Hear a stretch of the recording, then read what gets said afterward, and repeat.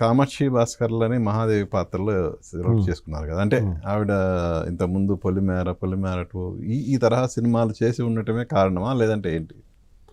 అదేం లేదండి, తను చేసింది కూడా పొలిమేర చూశాను నేను. పొలిమేర 1 చూడాలి, పొలిమేర 2 చూశాను.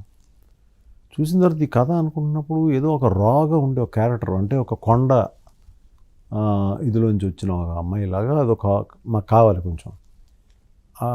సరే ఎత్తుకోం కానీ సమ్వేర్ నాకు ఈ అమ్మాయి ఇది థాట్లాగా వచ్చినప్పుడు నేను వెంటనే వాళ్ళకి ఫోన్ చేసి ఒకసారి రామా అని అంటే వచ్చింది. వస్తే అప్పుడు తన ఊరికే నేను మామూలుగా అంత రాగానే స్టోరీ చెప్పేడాలు అవి ఉండవు, కానీ తన హైట్ కానీ తనలో ఎక్కడో ఈ మహాదేవి అనే క్యారెక్టర్ ఏదైతే ఉందో ఆ క్యారెక్టర్ అమ్మాయి చేస్తే బాగుంటుందేమో రాగానే ఓకే ఈ అమ్మాయి అయితే బాగుంటుంది అనుకున్నా. నాకు ఎందుకో తెలియకుండా ఆ కథ చెప్పేశాను మొత్తం.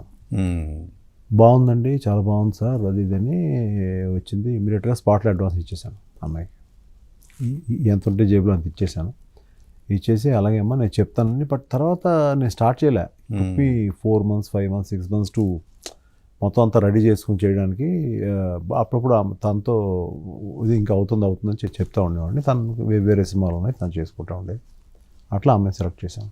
ఓకే.